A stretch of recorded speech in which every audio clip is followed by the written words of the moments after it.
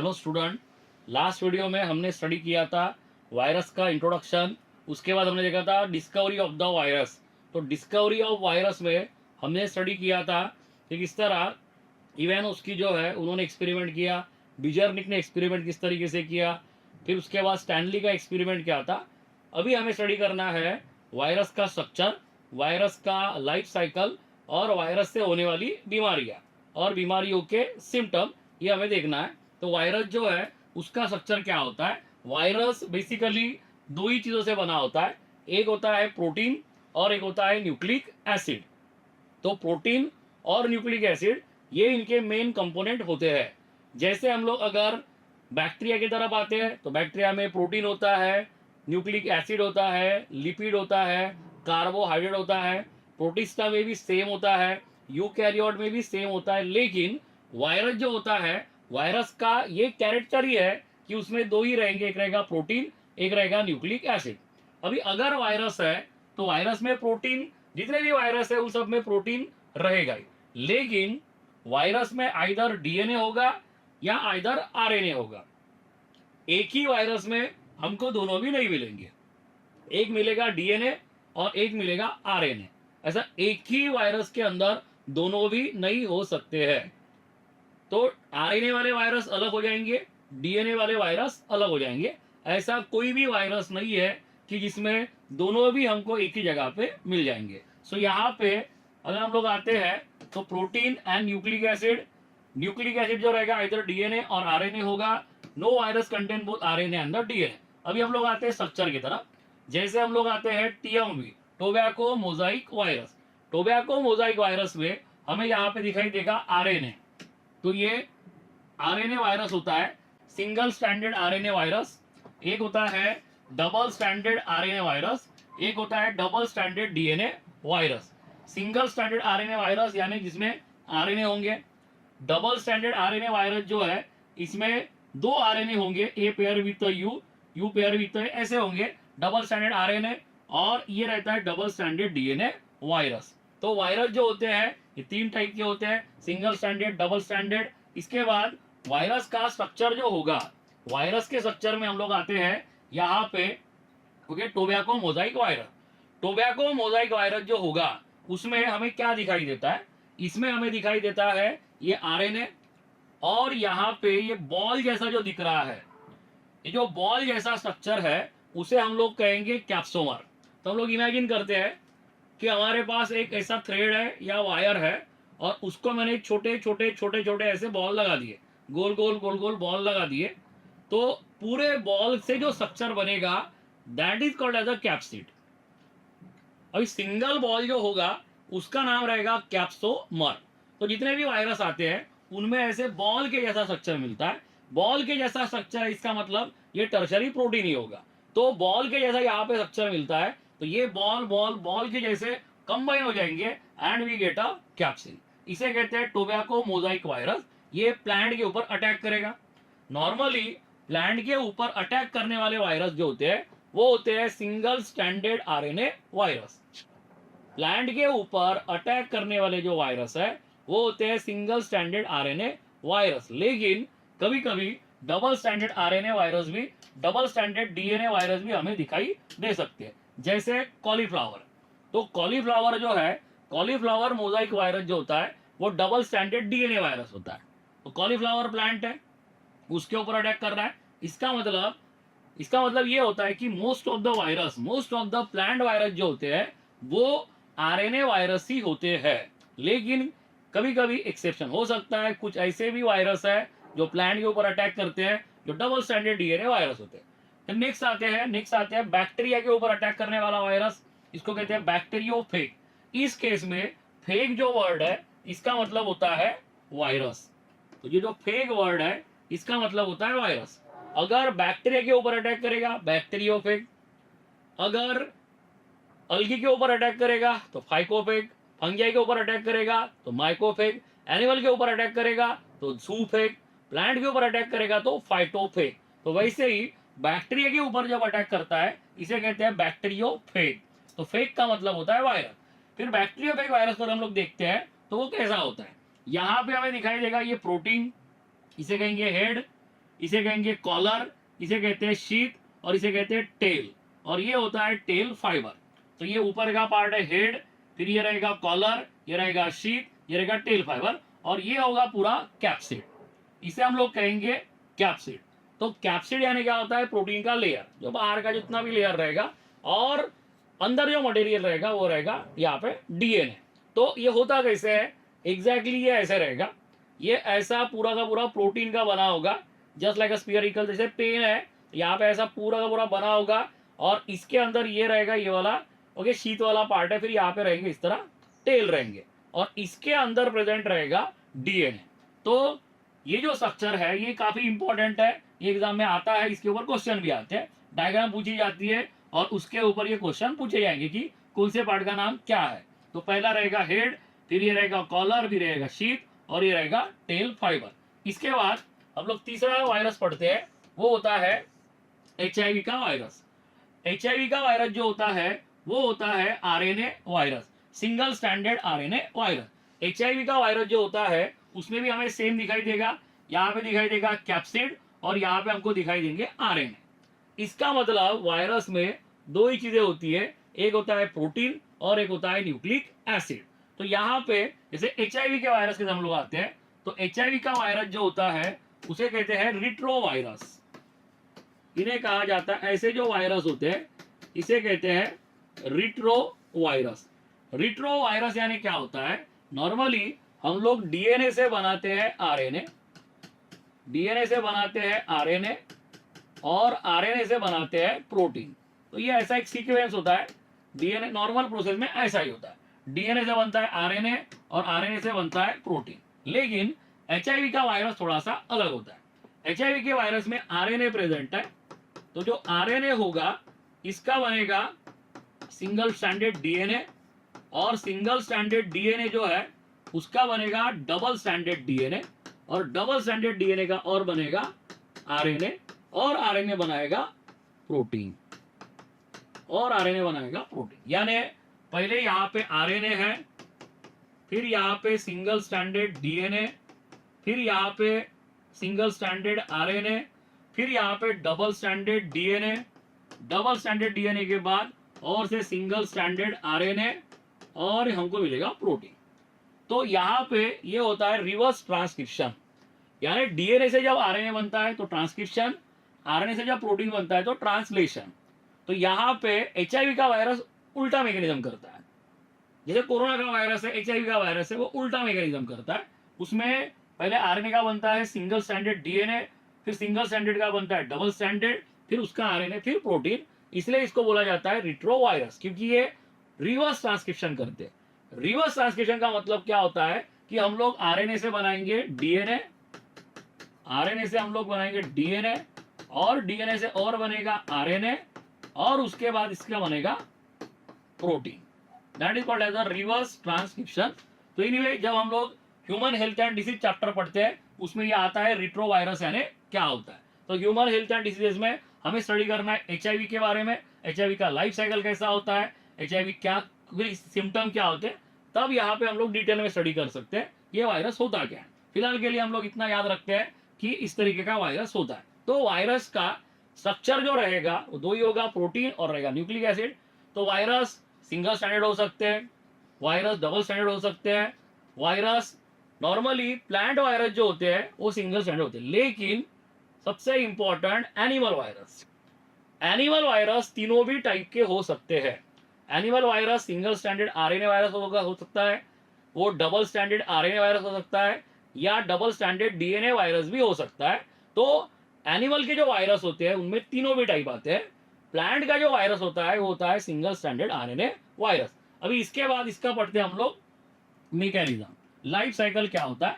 तो वायरस का जो लाइफ साइकिल है उसे हम लोग कहते हैं लिटिक साइकिल, और हम लोग कहेंगे कि virus acquired host system, virus किस तरीके से होस्ट का सिस्टम अक्वायर्ड करता है उसे ही कहेंगे हम लोग लिटिक साइकिल। एक और होता है लाइजोजेनिक साइकिल, बट यहाँ पे हमको स्टडी करना है लिटिक साइकिल। ये काफी इंपॉर्टेंट टॉपिक है क्योंकि ये आएगा बायोटेक्नोलॉजी में, और ये बायोटेक्नोलॉजी के साथ कनेक्ट करता है, तो काफी इंपॉर्टेंट है। एनसीईआरटी में ये दिया नहीं है, लेकिन एनसीईआरटी में एक लाइन है कि virus acquired the host system. तो आगे जब बायोटेक पढ़ेंगे और बाकी के टॉपिक्स है उसमें भी ये आने वाला है। तो लिटिक साइकिल यानी क्या होता है? लिटिक साइकिल यानी वायरस का साइकिल होता है। तो जैसे यहाँ पे ये है बैक्टीरिया, बैक्टीरिया के अंदर प्रेजेंट है बहुत सारा material, amino acid, tRNA, mRNA, DNA, ribosome, enzyme, ये सब यहाँ पे प्रेजेंट है। जैसे एक होता है टेररिस्ट, ऐसा मान के चलते कि टेररिस्ट है, तो टेररिस्ट के पास कुछ भी नहीं है, ना बंदूक है ना चाकू है, कुछ भी नहीं है, लेकिन वो टेररिस्ट आएगा, हमारे ही सोल्जर के ऊपर अटैक करेगा और हमारे ही सोल्जर के बंदूक, हमारे ही सोल्जर के पूरे वेपन्स यूज करके हमारे ही सोल्जर को मार के निकल जाएगा। सेम उस टेररिस्ट के जैसा होता है वायरस, सेम उस टेररिस्ट के जैसा रहेगा वायरस। वायरस के पास सिर्फ दो ही चीजें होती है, एक होता है प्रोटीन, एक होता है न्यूक्लिक एसिड। वो अटैक करेगा, अटैक करके पूरा होस्ट के मशीनरी को कैप्चर करेगा, कैप्चर करके खुद के पार्टिकल बनाएगा और बनाने के बाद वो रिलीज करके चला जाएगा। यानी वो लाएगा कुछ भी नहीं, लेकिन पूरा डिस्ट्रॉय करके चला जाएगा। तो जैसे यहाँ पे ये बैक्टीरिया है, तो बैक्टीरिया है और ये हमारे पास है बैक्टीरियोफेग वायरस। तो ये हमारे पास है बैक्टीरियोफेग वायरस। अब ये जो बैक्टीरियोफेग वायरस है इसमें प्रेजेंट है डीएनए, इसमें प्रेजेंट है डीएनए। तो सबसे पहली स्टेप क्या होगी? सबसे पहले स्टेप में क्या होगा कि वायरस जो होगा वो सबसे पहले बैक्टीरिया के ऊपर आके अटैच होगा। जैसे यहाँ पे हम लोग देख सकते हैं कि वायरस बैक्टीरिया के ऊपर आके अटैच हो गया, वायरस जो है वो बैक्टीरिया के ऊपर आके अटैच हो गया। तो वायरस सबसे पहले बैक्टीरिया के ऊपर आके अटैच होता है। जैसे ही वो अटैच होता है वैसे ही वो अपने अंदर का टेल फाइबर है, टेल फाइबर का यूज करके अटैच होगा, फिर ये ऐसा प्रेस करेगा और प्रेस करने के बाद पूरा का पूरा डीएनए अंदर जाएगा, जैसे हम लोग इंजेक्शन देते हैं उसके जैसा। तो यहाँ पे ये इंजेक्ट करेगा डीएनए को, यहाँ पे आएगा, अटैच होगा और डीएनए को इंजेक्ट करेगा। अभी वायरस का डीएनए बैक्टीरिया के अंदर आ गया, वायरस का डीएनए जैसे ही बैक्टीरिया के अंदर आ गया, अभी ये जो डीएनए रहेगा वो क्या करेगा, वो यहाँ पे बैक्टीरिया का जितना भी मशीनरी है, रिप्लिकेशन करने का जो मशीनरी है, एक डीएनए से दो डीएनए बनाने का जो मशीनरी है उसका पूरा यूज करेगा। यूज करने के बाद ये बनाएगा बहुत सारे डीएनए, बन गई बहुत सारी कॉपी इसकी। अब ये कॉपी उसने कैसे बनाई? By the DNA replication. DNA replication करके उसने बहुत सारी कॉपी बनाई। तो डीएनए रिप्लिकेशन एक प्रोसेस होता है जो बैक्टीरिया में होता है, जिससे बैक्टीरिया अपने जैसा दूसरा डीएनए बना सकता है। तो ये पूरा उसको अक्वायर्ड करेगा, अक्वायर्ड करके पूरा डीएनए बना लेगा। और इसके बाद डीएनए से बनेगा आरएनए। तो जो डीएनए थे, डीएनए से बन गए आरएनए। अभी डीएनए से आरएनए बनने के बाद ये आरएनए जो रहेंगे यहाँ पे होगा ट्रांसलेशन, यानी ये पूरा चल रहा है प्रोटीन सिंथेसिस। तो पहले डीएनए अंदर आ गया, डीएनए से बन गया आरएनए, फिर आरएनए से क्या बन रहा है? प्रोटीन। तो यहाँ पे ये जो आरएनए है यहाँ से बनेगा इस तरह पूरा कंप्लीट प्रोटीन। तो वायरस का जो डीएनए होता है, वायरस के डीएनए में पूरी की पूरी इंफॉर्मेशन होती है कंप्लीट वायरस बनाने की, उसका नेचर ही है। तो इसमें पूरे के पूरे जीन्स है या इंफॉर्मेशन है कि ये पूरा वायरस बना सकता है। तो यहाँ पे ये जब यहाँ पे आता है तो पहले ये यहाँ पे आके डीएनए छोड़ेगा, डीएनए छोड़ने के बाद डीएनए को मल्टीप्लाई करेगा बैक्टीरिया का पूरा मशीनरी यूज करके, फिर आरएनए बनाएगा, फिर आरएनए से यहाँ पे क्या बनेगा? प्रोटीन। और ये अलग अलग पार्ट बनेंगे, हेड, टेल, कॉलर, ऐसे अलग अलग पार्ट बनेंगे। बाद में ये सब पार्ट यहाँ पे आके असेंबल होंगे, एक पार्ट यहाँ से आएगा, एक पार्ट यहाँ से आएगा, पूरा असेंबल होगा और असेंबल होके हमको मिलेंगे वायरस।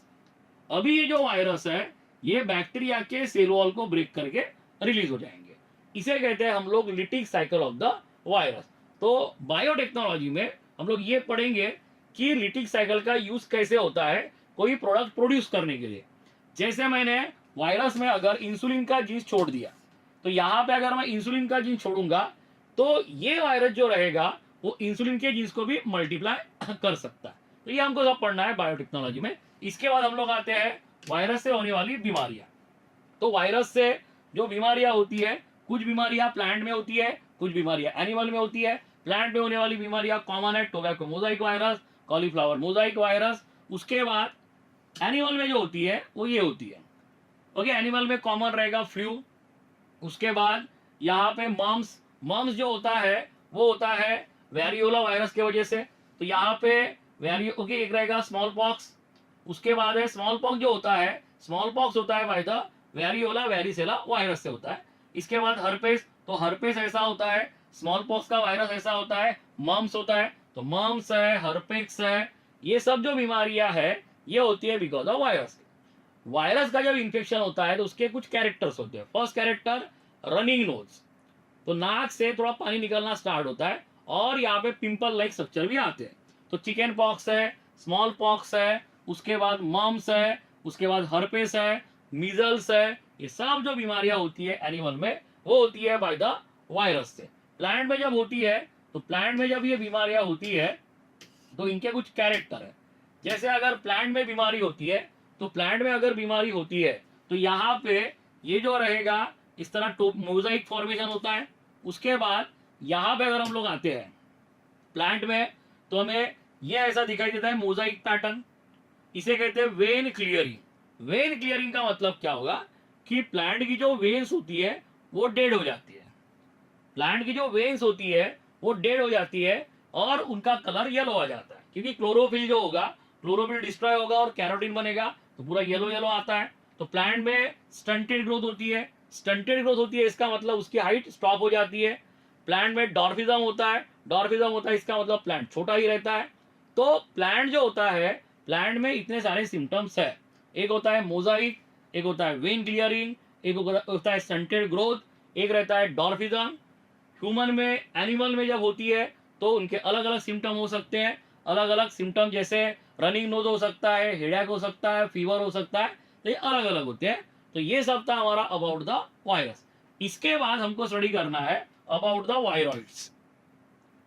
तो वायरॉइड जो है उसके बारे में हम लोग स्टडी करते हैं। तो वायरॉइड्स का डिस्कवरी जो है वो कैसे हुआ था? टियोडिनर 1971 टियोडिनर ने न्यू इन्फेक्शियस एजेंट जो है वो ढूंढ के निकाला जो वायरस से भी छोटा था। तो यहाँ पे इसका नाम है, ओके, इसे बोलते हैं potato spindle tuber virus. Potato spindle tuber virus या पोटैटो स्पिंडल ट्यूबर डिसीज। जैसे यहाँ पे हम लोग देख सकते हैं ये पोटैटो का प्लांट है और ये है पोटैटो स्पिंडल। अभी यहाँ पे हुआ क्या, वायरॉइड जो है उसका डिस्कवरी कैसे हुआ? वायरॉइड जो है, तो जो प्लांट है अगर इसको वायरस इन्फेक्ट करता है, पोटैटो का प्लांट है, पोटैटो के प्लांट को अगर कुछ पार्टिकल इन्फेक्ट करते हैं तो इस प्लांट के पोटैटो जो है, जो नए आने वाले पोटैटो है, उनका साइज एकदम ऐसा छोटा हो जाता है। तो नए आने वाले जो पोटैटो है उनका पोटैटो का जो साइज है वो ऐसा छोटा हो जाएगा अगर इसे होता है इन्फेक्शन।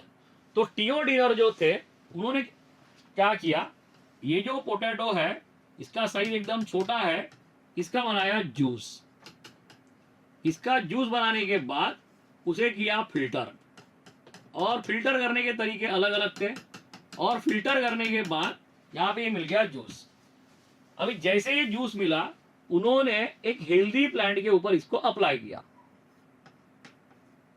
और ये जो फिल्टर पेपर था यहां से वायरस नॉट पास, यहां से वायरस पास नहीं हो सकता था। तो यहाँ पे ये जो है स्पेशली, तो यहाँ पे हेल्दी प्लांट है, हेल्दी प्लांट के ऊपर अगर ये जूस हम लोग अप्लाई करेंगे तो जूस अप्लाई करने के बाद यहाँ पे जो आने वाले पोटैटो है वो एकदम ऐसे स्पिंडल टाइप के आते थे। यानी टियोडिनर ने क्या किया, जिन प्लांट को ये बीमारी थी, जिनके पोटैटो स्पिंडल शेप के थे, उनका जूस बना के हेल्दी प्लांट के ऊपर अप्लाई किया।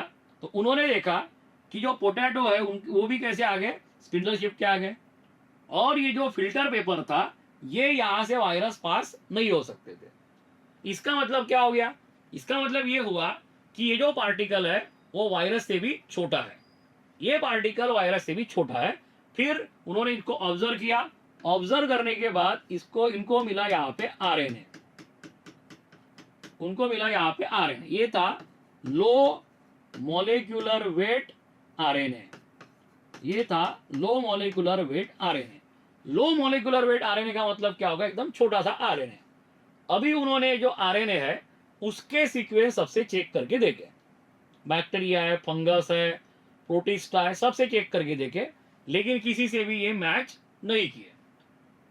फिर बाद में उन्होंने इसको मैच चेक करके देखा वायरस के साथ, तो इसके सीक्वेंस वायरस के साथ थोड़े मैच कर गए। इसका मतलब ये वायरस तो नहीं है, लेकिन ये वायरस का पार्टिकल है। तो जो वायरस का पार्टिकल है इसे हम लोग क्या कहते हैं, वायरॉइड। इसको नाम दिया गया वायरॉइड। तो वायरॉइड यानी आरएनए, वायरल आरएनए।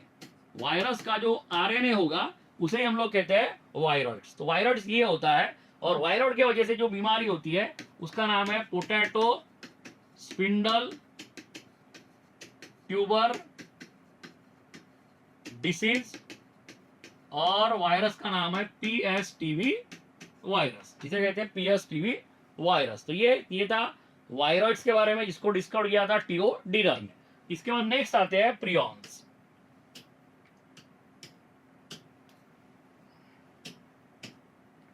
नेक्स्ट आते हैं प्रियॉन्स।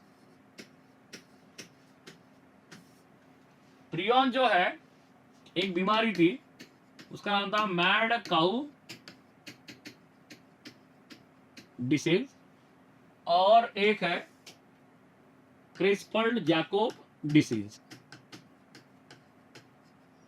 इसे कहते हैं BSE, bovine spongiform encephalitis. Bovine spongiform encephalitis.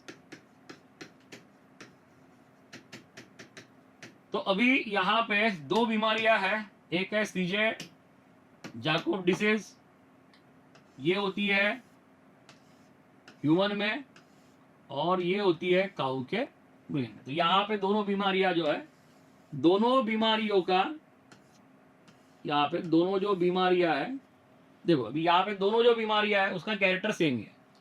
दोनों में जो पर्सन, जो ऑर्गेनिज्म है, जो एनिमल है, वो मैड हो जाता है। जैसे मैड काऊ डिसीज है, उसमें काऊ जो होती है वो पागल हो जाती है, और पागल होने के बाद वो अपनी बॉडी ऐसे दीवार को घिसते वगैरह रहती है। और सीजे जैकोब डिसीज जो होता है उसमें ह्यूमन जो होता है वो मैड हो जाता है।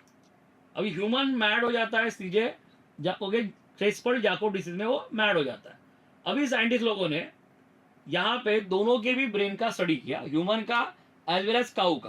तो जब काऊ के ब्रेन का स्टडी किया गया तो काऊ के ब्रेन में यहाँ पे एक अनयूजुअली फोल्डेड इस तरह प्रोटीन मिला।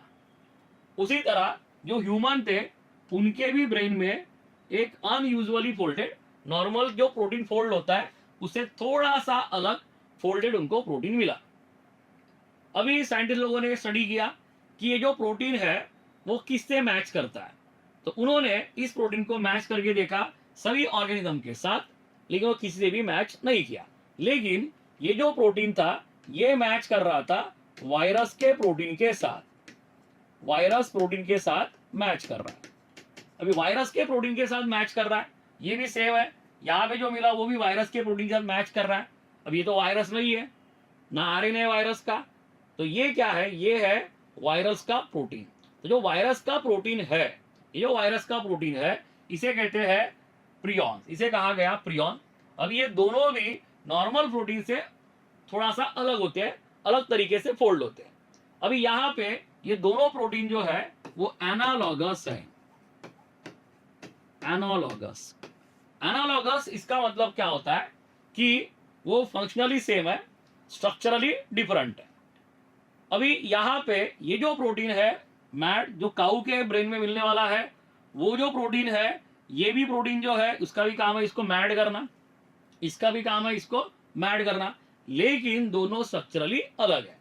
तो एक हम लोग इवोल्यूशन में पढ़ते हैं homologous organ, analogous organ. Homologous organ का मतलब होता है कि स्ट्रक्चरली सिमिलर रहेंगे, फंक्शनली अलग रहेंगे। जैसे wings of the bats and hand of the human, दोनों में भी बोन्स है, दोनों में भी बोन्स है, लेकिन दोनों के काम अलग अलग है। फिर आते हैं एनालॉगस ऑर्गन, जैसे विंग्स ऑफ बैट्स और विंग्स ऑफ बटरफ्लाई। तो बटरफ्लाई के विंग्स का काम क्या होता है, उड़ना। बैट्स के विंग्स का भी काम होता है उड़ना, लेकिन दोनों का स्ट्रक्चर अलग है। दोनों का फंक्शन सेम है, लेकिन दोनों का स्ट्रक्चर अलग है। तो यहाँ पे सेम है, यहाँ पे दोनों का स्ट्रक्चर थोड़ा सा अलग है, अमीनो एसिड के सीक्वेंस अलग है, लेकिन यहाँ पे दोनों का फंक्शन सेम है। तो इसे कहते हैं एनालॉगस इन नेचर। ह्यूमन में ये बीमारी कैसे आई होगी, जैसे हवाई का एरिया है, हवाई के एरिया में क्या होता है कि वहां पे रिचुअल्स है कि अगर वहां पे कोई आदमी मर गया तो उसका जो ब्रेन होता है वो खा लेते हैं, वो ह्यूमन खा लेते हैं और बाकी बॉडी को वो डिस्ट्रॉय कर देते हैं। तो अगर मान के चलो किसी ह्यूमन को क्रेस्पल जाकोब डिसीज है और उसके ब्रेन को दूसरे ह्यूमन ने खा लिया, तो ऑब्वियस है वो पार्टिकल उसके ब्रेन में जाएगा, फिर वो मरेगा, उसको कोई खाएगा। तो इस तरीके से इन्फेक्टेड होते रहता है, इसे कहा जाता है प्रियॉन। तो वायरस का मतलब क्या होगा, वायरस यानी हम लोग ऐसा बोल सकते हैं, virus is equal to viroid plus prion, viroid plus prion, या प्रियॉन इज इक्वल टू हो सकता है वायरस माइनस वायरॉइड, ऐसा भी हो सकता है। तो वायरस का मतलब, वायरस को हम लोग ऐसे भी लिख सकते हैं, वायरॉइड प्लस हो सकता है prion. So this is something about the prion. So this is about the prions and the okay viroid. Now we last topic is the lichens.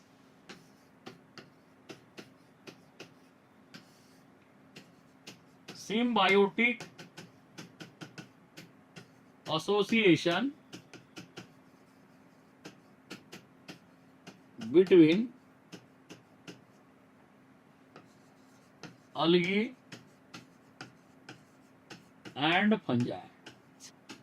तो अलगी और फंगस जो होते हैं इनके बीच का जो रिलेशन होता है that is called as a lichens. जैसे यहाँ पे ये एक लैंड है, एक मान के चलते हैं स्टोन है, एक बहुत बड़ा स्टोन है, और ये जो स्टोन रहेगा यहाँ पे प्रेजेंट है बहुत सारे मिनरल्स।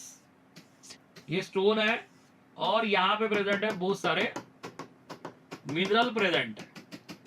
अभी यहाँ पे आ गया साइनोबैक्टीरिया, ये साइनोबैक्टीरिया है या ये अलगी है।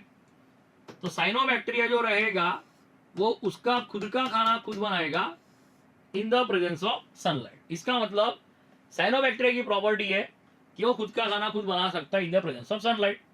लेकिन साइनोबैक्टीरिया न्यूट्रिएंट को एब्जॉर्ब नहीं कर सकता है, वो न्यूट्रिएंट को एब्जॉर्ब नहीं कर सकता है, और न्यूट्रिएंट उसको चाहिए। बिना न्यूट्रिएंट के क्लोरोफिल नहीं बनता है, बिना न्यूट्रिएंट के कोई फोटोसिंथेसिस हो ही नहीं सकता है, और वो सर्वाइव भी नहीं कर सकता है। यानी उसका मतलब उसको न्यूट्रिएंट चाहिए। ये है फंगस। तो जो फंगस होगा यहाँ पे, ये है फंगस। अभी फंगस की प्रॉपर्टी है कि फंगस जो होता है वो यहाँ पे एंजाइम छोड़ सकता है।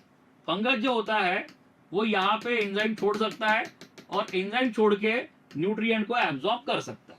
तो फंगस रॉक के ऊपर आएगा, उसको ब्रेक करेगा, एंजाइम डाल के पूरा क्रश करेगा, क्रश करके उसको एब्जॉर्ब करेगा, उसकी प्रॉपर्टी है। यहाँ पे फंगस जो होगा वो न्यूट्रिएंट को एब्जॉर्ब कर सकता है, लेकिन फंगस यहाँ पे खुद का खाना खुद नहीं बना सकता है। तो ये न्यूट्रिएंट को एब्जॉर्ब नहीं कर सकता है, ये खाना नहीं बना सकता है। तो बेटर वे यहाँ पे क्या होता है, बेटर वे यहाँ पे दोनों भी साथ में रहते हैं। तो दोनों भी यहाँ पे साथ में रहेंगे।